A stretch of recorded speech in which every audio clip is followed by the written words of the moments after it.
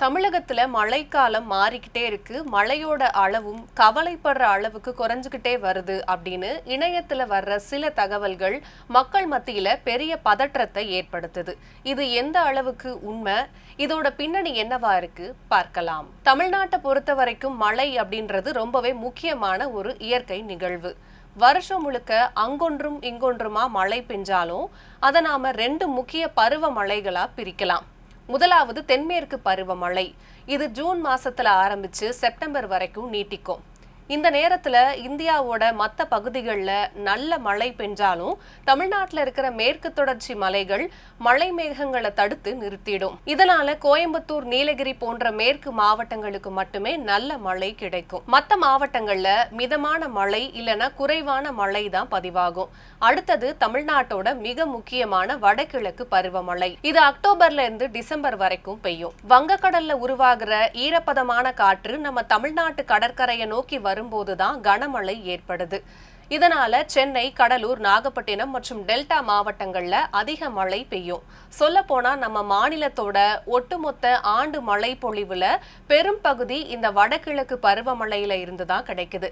இதை தவிர்த்து கோடை காலத்தோட முடிவுல, அதாவது மார்ச் முதல் மே மாசம் வரைக்கும் திடீர்னு இடி மின்னலோட கூடிய மழை பெய்யும். அதே போல வங்கக்கடல்ல உருவாகிற புயல்கள் காரணமாகவும் சில நேரங்கள்ல கனமழையும் வெள்ளப்பெருக்கும் ஏற்படும். இது எல்லாமே சேர்த்துதான் தமிழ்நாட்டோட நீர் ஆதாரத்தை உருவாக்குது.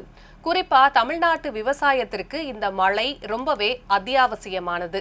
நம்ம ஊர் சம்பா, தாளடி பயிர்கள் எல்லாமே இந்த வடகிழக்கு பருவமழையை நம்பித்தான் இருக்கு.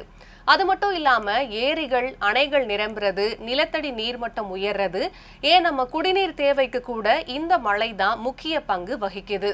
சுருக்கமா சொல்லணும்னா தமிழ்நாட்டுல மழை ஒரே நேரத்துல பெய்யாம வருஷம் முழுக்க பல கட்டங்களா பெய்யுது. அதுல இந்த ரெண்டு பருவமழை தான் மாநிலத்தோட விவசாயத்தையும் நீர்வளத்தையும் தீர்மானிக்குது. இப்படி இருக்கிற சூழல்ல உலக வெப்பமயமாதல், அதாவது குளோபல் வார்மிங், கடல் வெப்பமயமாதல், அதாவது ஓஷன் வார்மிங், இந்தியாவோட மழை அளவையும் அதோட தன்மையையும் மாத்திர முக்கிய காரணிகளா இருக்குன்னு விஞ்ஞானிகள் சொல்றாங்க.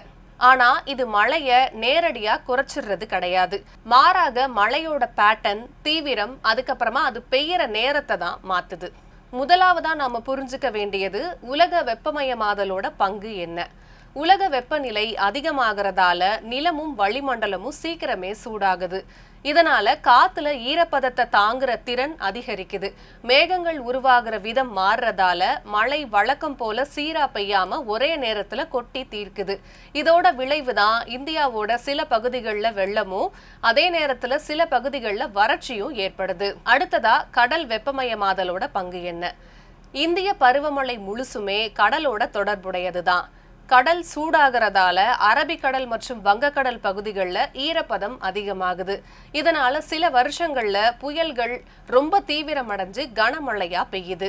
ஆனா காற்று சுழற்சியில ஏற்படுற குழப்பம் காரணமா சில நேரங்கள்ல பருவமழை வர்றதுக்கு தாமதமாகவோ இல்ல கம்மியாகவோ பெய்ய வாய்ப்பிருக்கு. ஆக மொத்தம் இந்திய வானிலை ஆய்வு மையமும் ஐபிசிசி விஞ்ஞானிகளும் சொல்றது என்ன அப்படின்னா, இந்தியாவில் மொத்த மழை அளவு ஒன்றும் பெரிய வித்தையா குறைஞ்சிடல.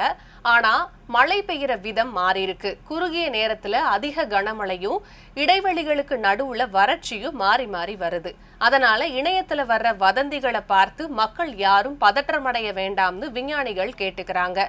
அதே சமயம் இந்த இயற்கை மாற்றத்தை எதிர்கொள்ள நாம செய்ய வேண்டியதெல்லாம் ஒன்னே ஒண்ணுதான். அதிகமா மரங்களை வளர்க்கணும்.